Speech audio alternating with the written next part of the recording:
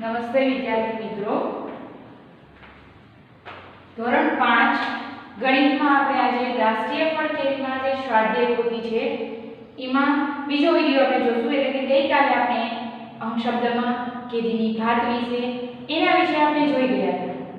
હવે આપણે શું જોવાનું છે તો કે શબ્દ જે તમને સંખ્યા આપેલી છે, અંકો આપેલા હોય એમાં તમારે સ્થાન કિંમત જુઓ. પેજ નંબર 9 પર આપણે પહોંચ્યા હતા. જુઓ પેજ નંબર 9 એમાં પ્રશ્ન નંબર 9, પેજ નંબર પણ 9 અને પ્રશ્ન નંબર પણ શું છે 9. શું કીધું છે? સ્થાન કિંમત. તમે ચોથા ધોરણમાં પણ સ્થાન કિંમત વિશે જોઈ જ ગયા છો. મેં તમને કરાવેલું છે. સ્થાન કિંમત તમને આવડે છે. હવે સ્થાન કિંમત કઈ રીતે જોશો તો કે અત્યારે આપણે જોઈએ એમાં 1000 10000 ની કિંમત જોઈ હતી. એટલા માટે તમે ધોરણ 4 ના 5 અંક સુધીની સંખ્યા જોઈ હતી એટલે ત્યાં સુધીની સ્થાન કિંમત તમને ખબર પડી જશે.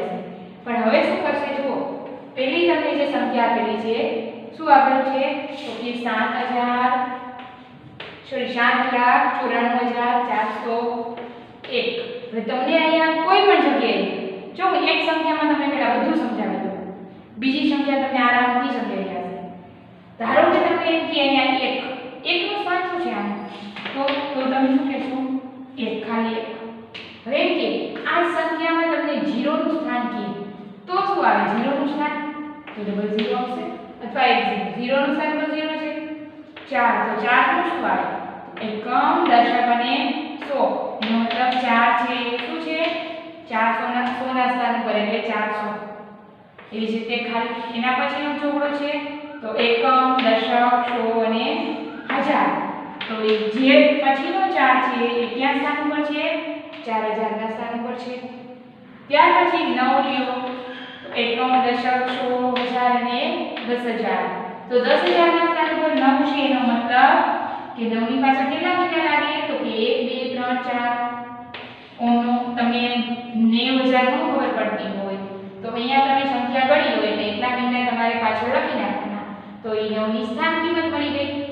હવે એવી જ રીતે 7 ની કિંમત તો શું કરશો? 7 ની પાછળ કેટલા મહિના લાગશે? 5. અહીંયા 7 ની તમને કિંમત મળી ગઈ. તમે જે રીતે શબ્દમાં બોલતા હોય એ જ તમારી સ્થાન કિંમત ગણાય. કઈ રીતે તો કે જુઓ 7 લાખ બોલો છો તો એની સ્થાન કિંમત શું થાય? 7 લાખ જ થાય ને. 94000 એનો મતલબ 9 ની સ્થાન કિંમત 90000 થાય અને 4 ની સ્થાન કિંમત શું થાય? 4000. 400 ની સ્થાન કિંમત 400, 4 અને 2 મીંડા. એ રીતે 0 અને 1 ની સ્થાન કિંમત તમે લખી શકો.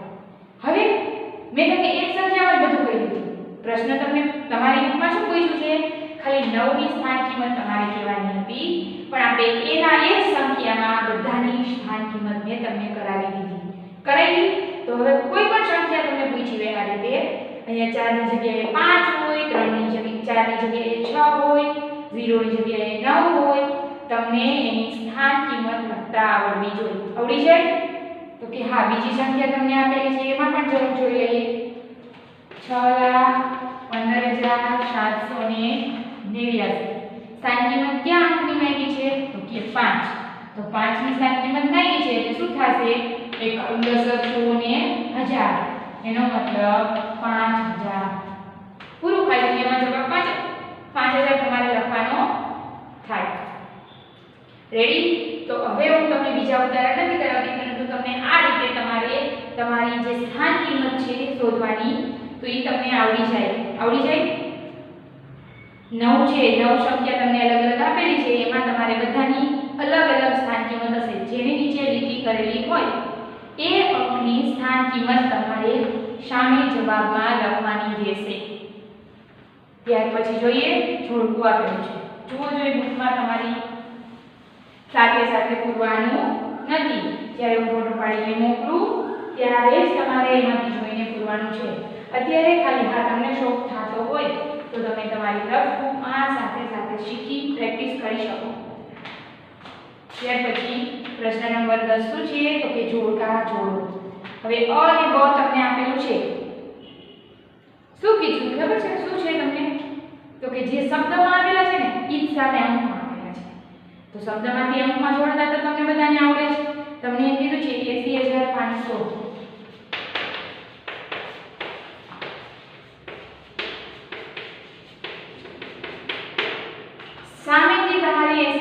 500 ગોતી લેવાના. પહેલા તમારે શું કરે ખબર છે, જે સંખ્યા આપેલી છે ને એને તમારે શબ્દમાં અંકમાં લખતા લખી નાખે બાજુમાં પેન્સિલથી. કઈ રીતે? 80000 છે મતલબ તમને ખબર પડી ગઈ. 1000 ના સ્થાન ઉપર શું છે? 80. 500 100 ના સ્થાન ઉપર 5 અને પછી કાઈ છે ને એટલે 0 તો મતલબ શું થાય? 80500. સામે a b c d માંથી આવું જ્યાં હોય ને એની સામે તમારે ટિક કરી નાખવાનું, અથવા તમને જવાબમાં એવું પૂછ્યું છે a ની સામે લખો તો જે a b c d જે આપવું હોય એ લખી નાખવાનું રહે. તો જે તમને કાં શું કરાય કે જે તમને સંખ્યા આપેલી છે એને શબ્દમાં બોલી જવાય એકવાર, અથવા તો જે તમને શબ્દમાં સંખ્યા આપેલી છે એને તમારે અંકમાં બાજુમાં પેન્સિલથી વિચારી લેવાય અને પછી જોડકું જોડવાનું.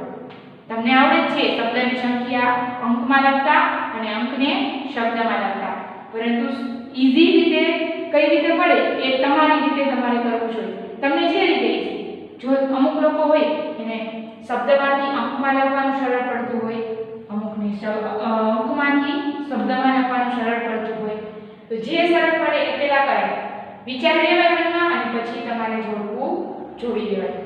તો આ તો તમારું જોડકું જોડો અંક શબ્દમાં. ત્યાર પછી ચડતો ક્રમ અને ઉતરતો ક્રમ જોઈ લઈએ. એ જરાક બહુ ભૂલ કરો છો એટલે એ ડીપલી સમજાવી દઉં.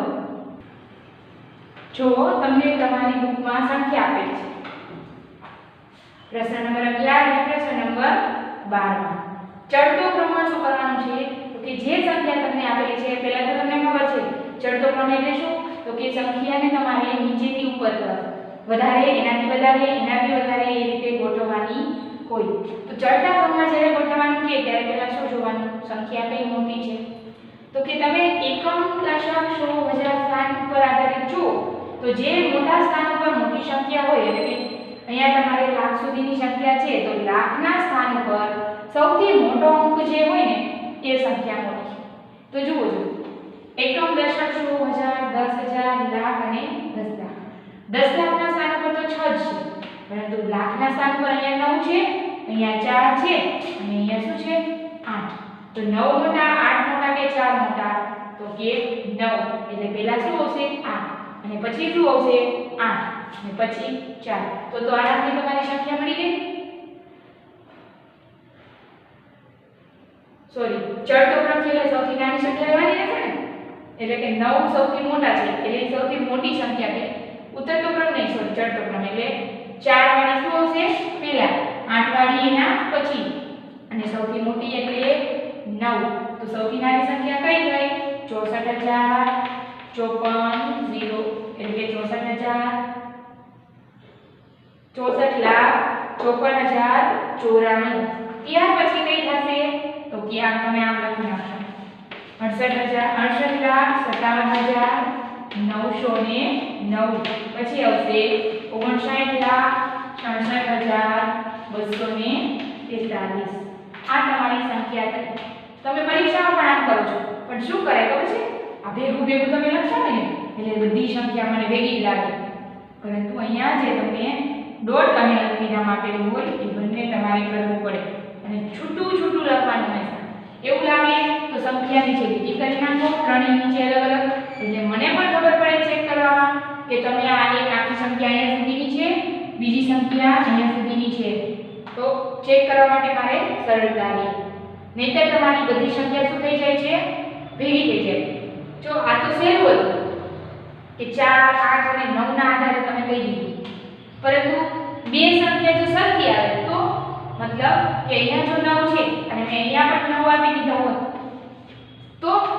તો શું થાય, તો કે તો તમે લાખની જગ્યાએ આવે તો સંખ્યા 9 વાળી જ છે, પરંતુ હવે તમારે શું જોવાનું થાય, આ સંખ્યા તો પહેલા આવી જાય 8 વાળી, મતલબ અહીંયા આવે 63,57,909. પછી તમારે આ બંને સંખ્યામાં જ ખાલી જોવાનું છે અને એમાં શું જોવાનું છે તો કે લાખ અને 10 લાખનું સ્થાન ભૂલી જવાનું અને 10,000 નું સ્થાન પર જોવાનું. તો કે અહીંયા 6 છે અને અહીંયા શું છે 5. તો 5 નાના કે 6? 5 નાના. તો આની સંખ્યા પછી શું આવશે, આનો વારો આવે અને પછી શું આવે આ આવે એકમ દશક સો.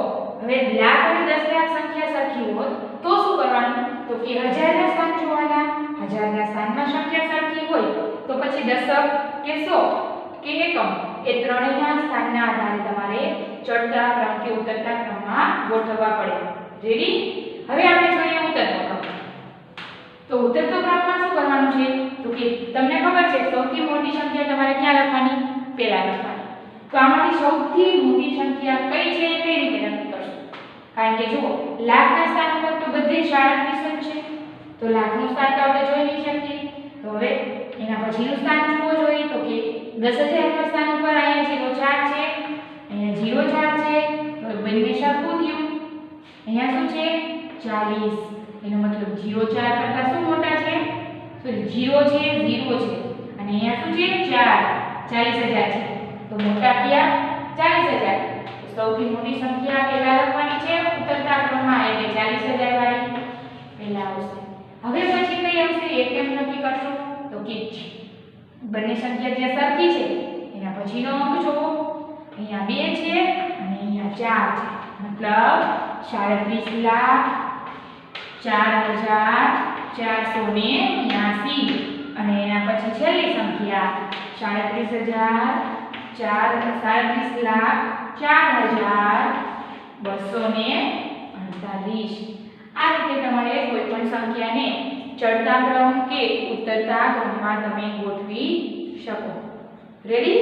કોઈ પણ સંખ્યા આપેલી હોય, સરખી સંખ્યા આપી હોય ને એટલે થોડું ધ્યાનથી જોવાનું. અંક તમને આવી રીતે જ કન્ફ્યુઝ કરે. જુઓ અહીંયા મેં 04 લખ્યા છે ને, તમારું મગજ અહીંયા 04 જ ઘૂમતું હોય. એટલે તમે શું કરો? બધામાં આ સંખ્યા જોઈ લો. આનો જુઓ કે અહીંયા 40 છે. તમારા માઇન્ડમાં 04 અહીંયા જોયા, અહીંયા પણ 04 જોયા. એટલે તમને એમ હોય કે દીદી અહીંયા પણ 04 જ મૂક્યા છે. ફટાફટ લખતા હોય એટલે શું કરી નાખો? તમારો જે ચડતો ક્રમ અને ઉતરતો ક્રમ છે એ ખોટો પડી જાય. હવે આના જે સંખ્યા છે તમારે એને ઉતરતા ક્રમમાં એટલે કે ચડતા ક્રમમાં લખવી હોય હવે પાછી તો કઈ રીતે? તો કે ચડતા ક્રમમાં લખશો એટલે શું આવશે? સૌથી નાની સંખ્યા પહેલા, એના પછી આ અને પછી આ. એટલે કોઈ પણ સંખ્યા હોય એને ચડતા ક્રમમાં અને ઉતરતા ક્રમમાં આ રીતે તમે લખી શકો. ત્યાર પછી જુઓ શું આપેલું છે? વાંચો છે પ્રશ્ન.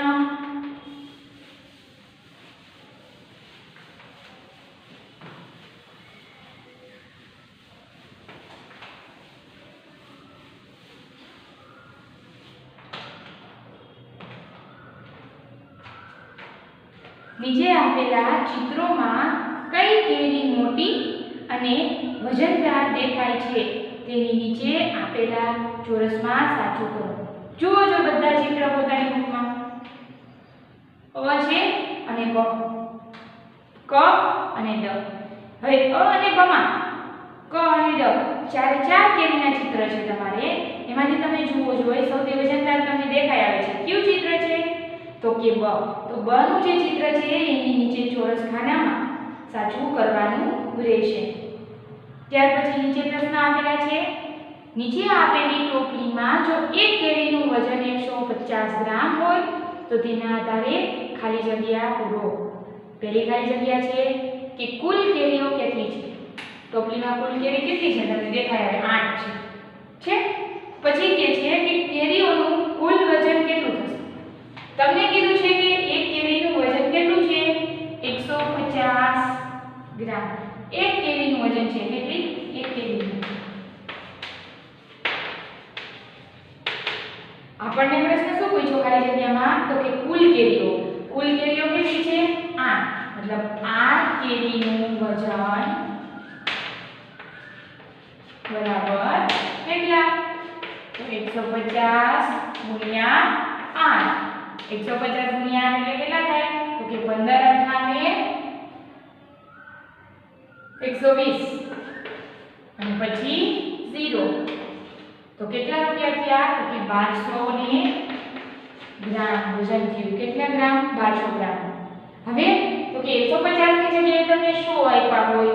કેરીઓ છે કુલ અહીંયા તમને 9 કરી દઈએ, 10 કરી દઈએ તો તમને કાંઈ ફેર પડવો જોઈએ નહીં. ગણતરી કરતા તમને આવડવી જોઈએ.